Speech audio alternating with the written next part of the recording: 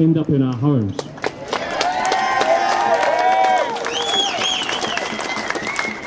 These are not unreasonable demands from crazy people. These are well-reasoned historic precedents that protect free people from tyrants.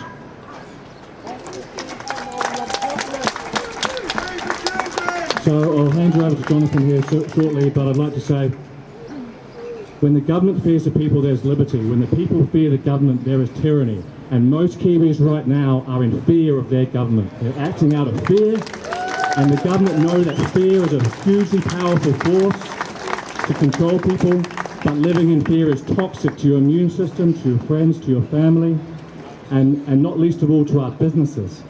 Let me end on an economic point. We've got 13% of mortgage holders who are defaulting on their mortgage payments.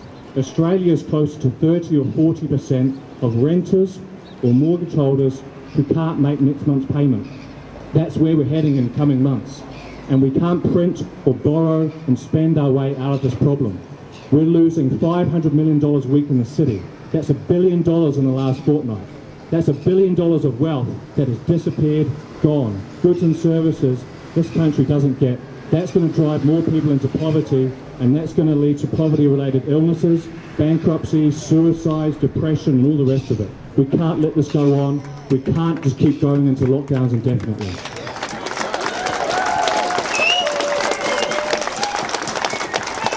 Thanks, guys. Let's have a great Tuesday day in the sun, and hope to see you soon.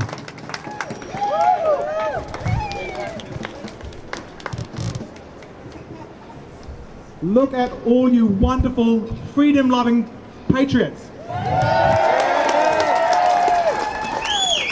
What a wonderful thing it is to know that more and more Kiwis are coming to grips with just how catastrophic a mistake the lockdowns have been for this country. Over the past few days, we've finally seen some media outlets start to increasingly question the wisdom and the logic behind these lockdowns. The logic of trying to permanently stamp out a fast-spreading virus, a virus which poses significantly less risk than we were originally told. In retaliation to this, there's been what appears to be a coordinated effort by what I call the rabidly alarmist COVID camp. I would like to just go through some of their rebuttals, their attempts at their rebuttals. Because the extent of their straw clutching in order to try and maintain their position is just unbelievable. First of all, the constant comparison between COVID deaths in Sweden and the COVID deaths in New Zealand. They say, oh, but 6,000 deaths in Sweden and none in New Zealand. The mortality rate for 2020 so far is lower than 6 of the preceding 10 years in Sweden. It is completely unextraordinary. And yet there's absolutely no mention of this in the media. They couch the deaths in terms that suit their agenda.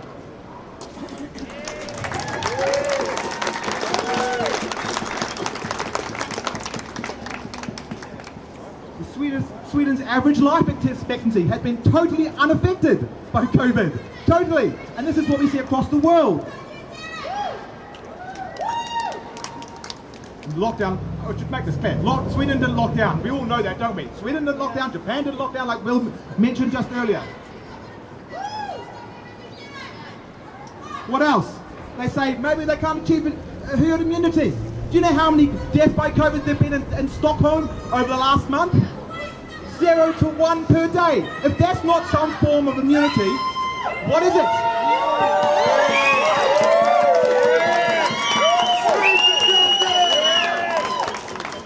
And they say, oh, but the studies say that in Stockholm only 7 to 18% of the population has achieved immunity. But that's because they're conflating antibody testing to immunity testing. Antibodies aren't the sole fight against, sole source of immunity. T cells, B cells, etc. They completely ignore the studies. They show that immunity is longer term, that the immunity is promising, and that immunity is being achieved in Sweden.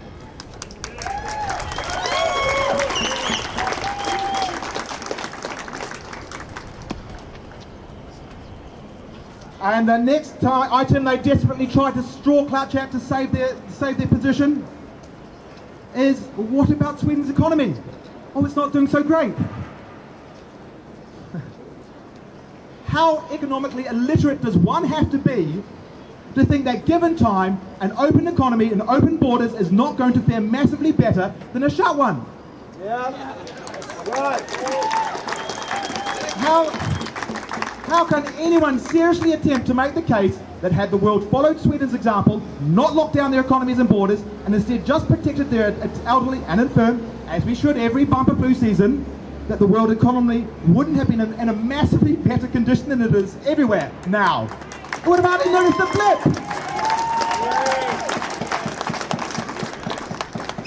Here's another one. Here they say, oh, what about the long-term consequences? There's the long-term consequences. I have read numerous articles and studies on this, and to date not a single one has shown that serious side effects are anything but extremely rare or found in the most extremely affected patients. Every single study focuses its sample group on hospitalised patients at best or intensive care patients at worst, who we know are the massive extremes. They're very tiny percentages. And you know what the primary long-term consequence tends to be? Fatigue. Now fatigue, you know, it sucks to have fatigue, but I'm pretty sure it's not worth shafting the entire country, let alone the whole world for.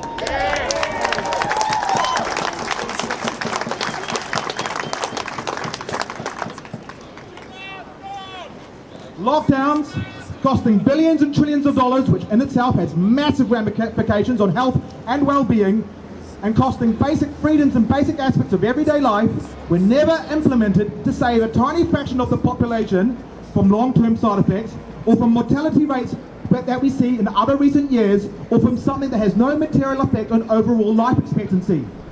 Lockdowns were sold on the basis of saving tens of thousands of lives in New Zealand at all ages and millions of people worldwide. It's a massive goalpost shift of magnificent proportions to say that now the lockdowns are still justified based on this new criteria, which I'm afraid simply are just insignificant when compared to the original lockdown justification. Using that warped logic, I would say there's currently considerably more justification in banning driving outright than continuing this ridiculous effort to avoid this virus.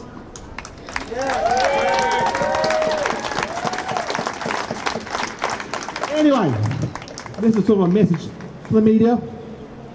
Not all of you, some of you are great, I'm sure. Clutch at straws as you will, if it makes you feel better.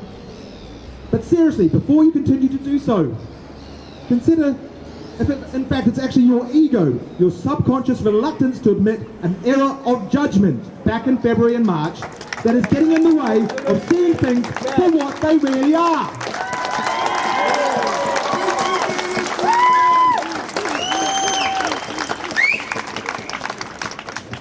Thank you guys. I'm going to hand you over to this lady from the Outdoors Party. But I just wanted to also add that why don't we protect our elderly? Since I believe all of the cases, all of the 22, even though 17 of the 22 actually tested positive, the other 5 didn't. But leaving that aside, they were all in aged care facilities. Now, if we can't protect our elderly in aged care facilities that have exactly that goal, then something's really wrong.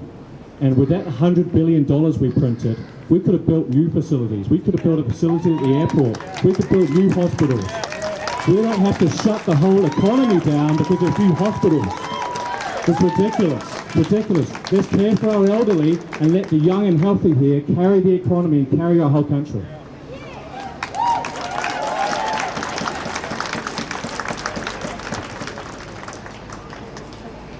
Hi, my name's Catherine and I'm representing the New Zealand Outdoors Party. I just want to say that we are currently working on a COVID-19 exit plan, and we're open to input from the public because this party is about people power. We want to bring the power of the people back to the government, which is what it should be. We're governed by civil servants who actually should be our servants listening to us. They're not. So we want to put the people back in government to listen to what the people want and act on that, not work for the corporates and the international UN and WHO. So you can get in touch with the Outdoors Party, New Zealand outdoorsparty.co.nz. We are open to collaboration with the public because that's what we're about. And I just wanted to touch on the People's Constitution, which our first speaker, I think his name's Will spoke about, and that's our first policy of the New Zealand Outdoors Party is to create a People's Constitution, which we don't have, to protect our rights. And that will be, we will work with the people to get input from what the people feel is important to be in that constitution. So again, we're open to input on that. And the other thing was about the poisoning. Do you know that per year, this government spends $480 million dropping 1080 poison on our, they've just done 2 drops, one in the Abel Tasman track and one on the Heaphy track. And they've killed Takahi and our parrot, the tar, of course they're killing the tar. So the New Zealand Outdoors Party is about the people. So we stand for the people, and we're definitely against this lockdown. Thank you.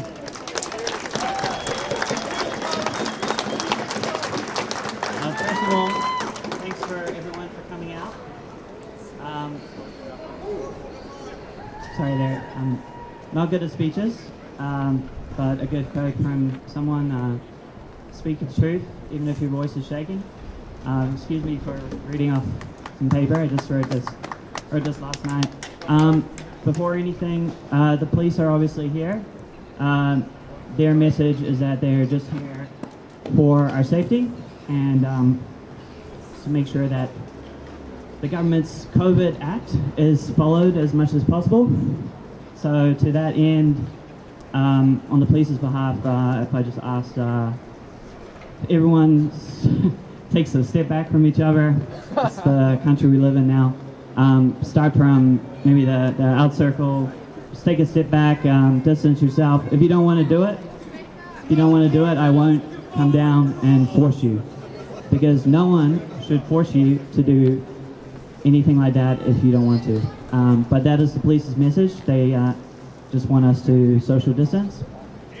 And yeah, anti-social distance. Thank you for the correction. Anyway, I'm not good at speeches, but yeah, again, thank you for coming out. It's always good to know you're not alone in your concerns, and I think we all been wanting to do this for a long time and wake some people up, but we're just scared to do it by ourselves. But when we're all here together, you know, you can do something. And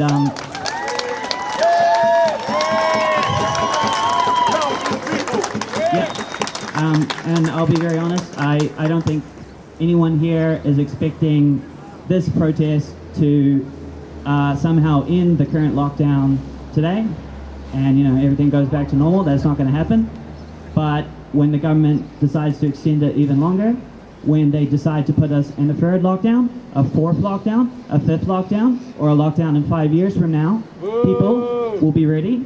They will have done this before. You will all come back. Your friends will come back because they'll know they won't be alone. And it will just get bigger because there's only so much that people will stand up for and put up for. So this is all just about setting the groundwork. It's about getting out there. And, you know, the left, no politics. They always come out. We don't. So it's really good to see you guys here. Hopefully we can do that more. First of all, it's just a red hat. Just a red hat, it's not a Trump hat. So everyone calm down. I know that during the last lockdown, BLM had a protest, thousands of people, and a teacher dared to wear and Make America Great Again hat to the rally. It was stolen from him. It was lit on fire. The teacher apologized so that he wouldn't lose his job. So yeah, all's well that ends well. I'm sure we're all glad how that turned out. That's just the country we live in. So, but we'll move on. I'm not going to assume anyone's politics here, but one thing I will assume is that everyone here thinks what's happening in our country is wrong.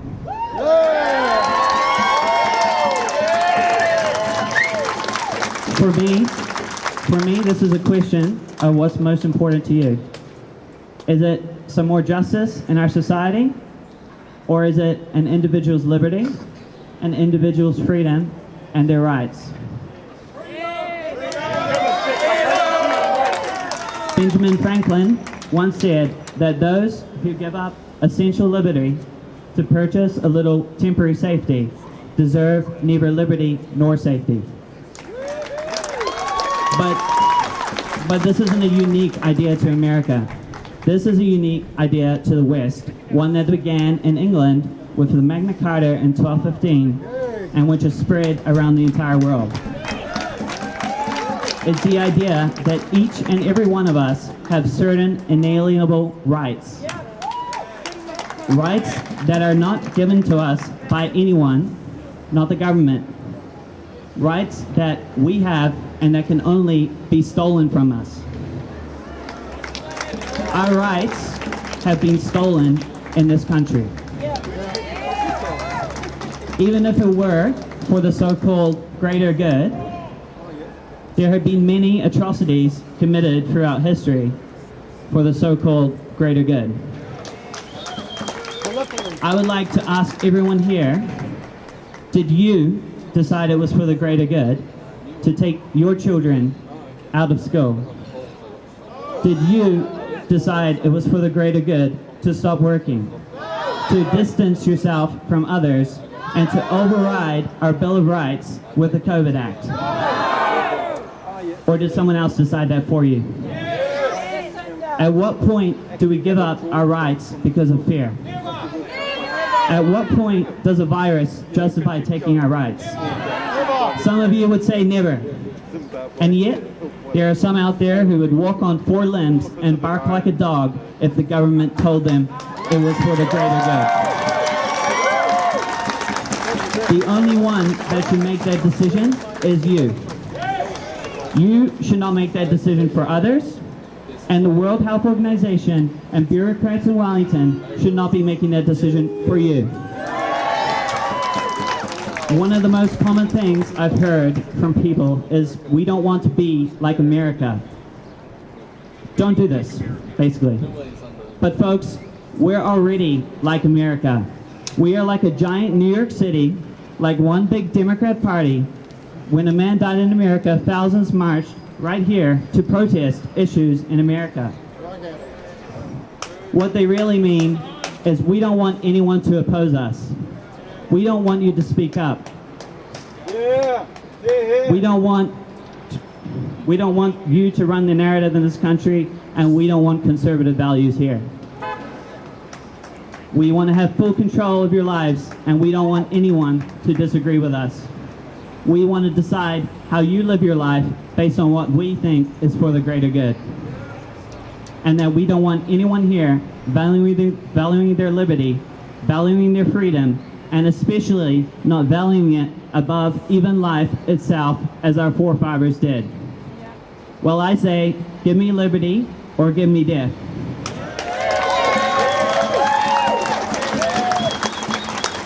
That is all certainly one aspect of this, and it is why some of us are here today.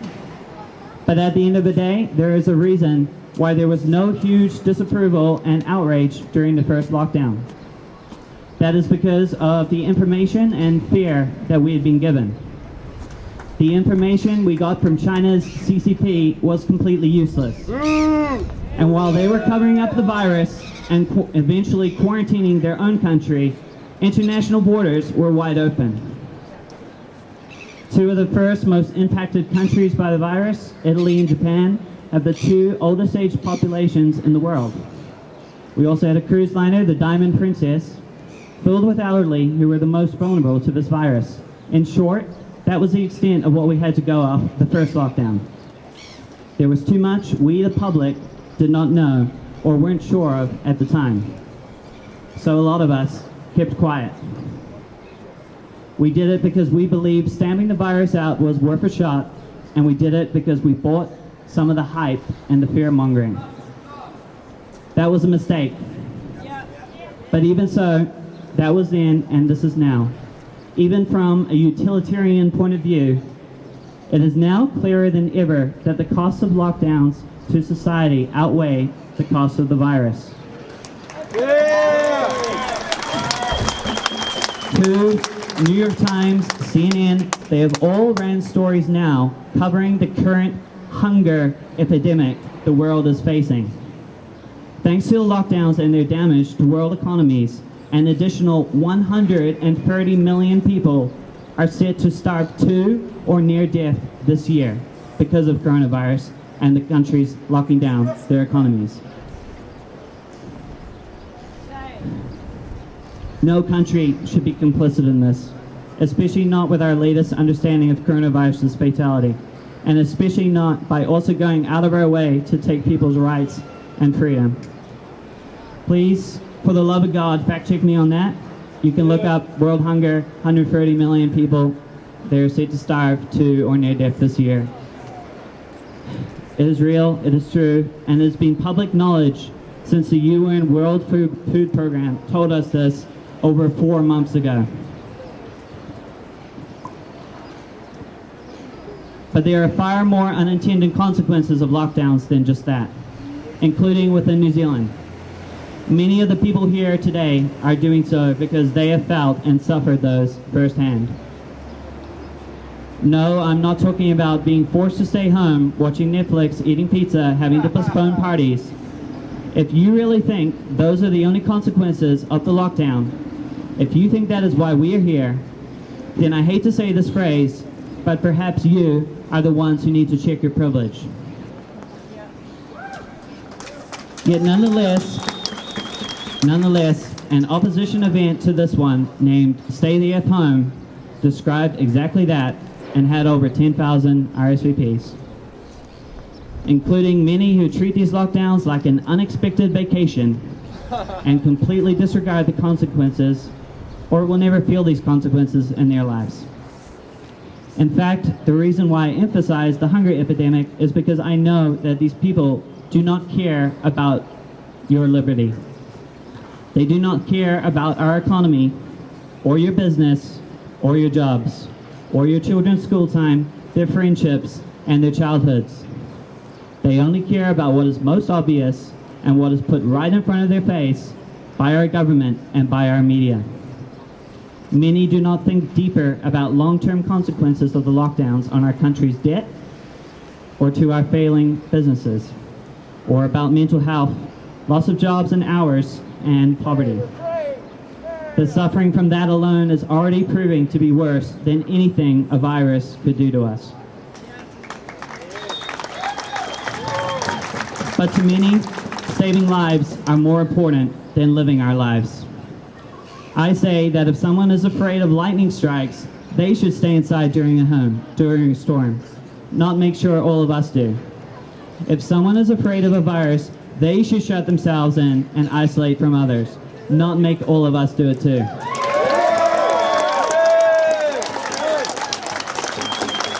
This is no longer a virus that could have a 7% fatality, not to mention 10 or even higher. Even high estimates would put it around 0.5%, among which primarily have severe underlying health conditions.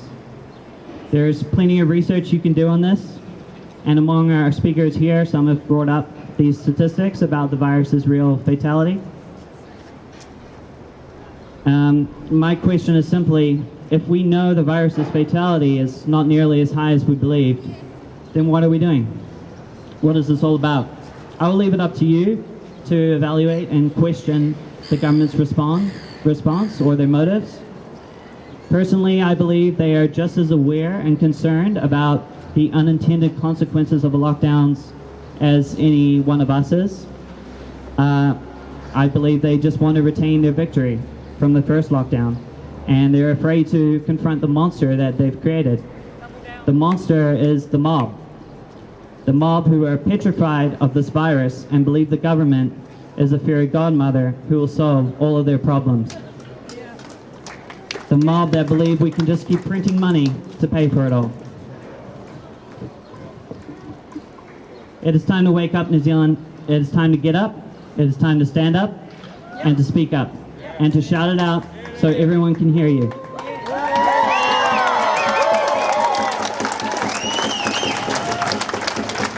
If we all cower, if we all do nothing because of cancel culture and backlash, then this won't end with these lockdowns. Rather, these lockdowns will just be the beginning.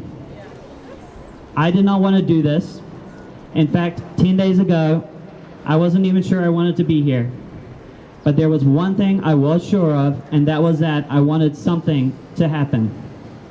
I wanted New Zealanders to stand up for once and speak up for once, and if possible, penetrate the echo chamber that others in our country are in. It is always much easier just to stay home and do nothing. To convince yourself that your voice won't matter, that you won't make a difference anyway, or that someone else should do it. Well, unfortunately, while I was debating whether or not to even join a protest, I found that such a protest didn't even appear to exist. When I first started this event through my personal Facebook profile, perhaps some of you saw the level of backlash and personal attacks I got. This is what we are up against. It is hate, it is ignorance, and it is intolerance. And we can fight it with love and with information. But that starts by being here today. No one else came here. No one else made this happen. You all did this. You all made this happen. You all showed up despite your fear, no, not of a virus that will probably never kill you, but of an angry and spiteful mob. A mob who would love nothing more than for the police to lock us all up right now. I sincerely thank you all for stepping up and for doing this with me, and I'm deeply honored to be doing this with you. Thank you so much, and may all of you be truly blessed. May everyone here stay healthy, and may you and your families all make it through everything that's going on right now. Kia mihi. Thank you.